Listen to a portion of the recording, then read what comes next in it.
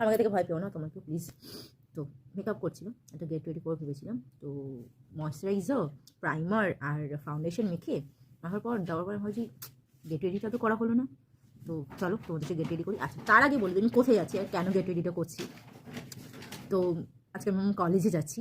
কিসের জন্য যাচ্ছি তা wait let me tell you. তো কলেজে শান আসছে। আই জাস্ট লাভ শান, মানে কে না ভালোবাসে শানকে, শানের গান কে না ভালোবাসে, সবাই ভালোবাসি আমরা। তো শানের কনসার্টে যাচ্ছি, ভীষণ ভীষণ এক্সাইটেড, আমি প্রচণ্ড এক্সাইটেড। মানে সব কিছু মানে এক সপ্তাহ আগে থেকে ঠিক করে গেছেন যে কী পরবো, কীরকম সাজবো। তো চলো শুরু করা যাক। তো এই দেখো আমি ফাউন্ডেশনটা ভালো করে মিক্স আপ করে নিচ্ছিলাম।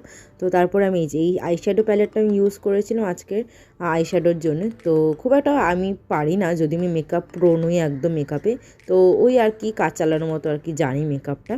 তো আই মেকআপটা দেখো করে নিচ্ছি, একটু গ্লিটারি আর শিমারি রাখতে চেয়েছিলাম ব্যাপারটা, যেহেতু কনসার্ট ব্যাপারটা বুঝতেই পারছি, একটু শিমারি হলে ভালোই লাগে।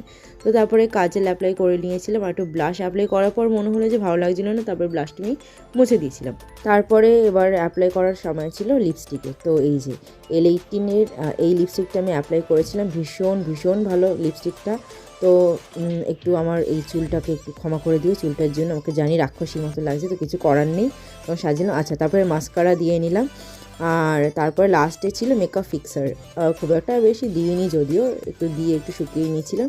তো তারপরে রেডি হয়ে গেছি। তো এই যে আমি একদম রেডি সেডি, আমি সেটাই বলছিলাম, একদম রেডি হয়ে গেছি যাওয়ার জন্য শানের কনসার্টে আমার কলেজে।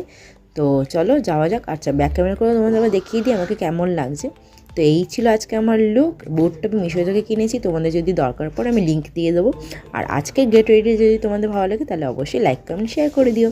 By everyone.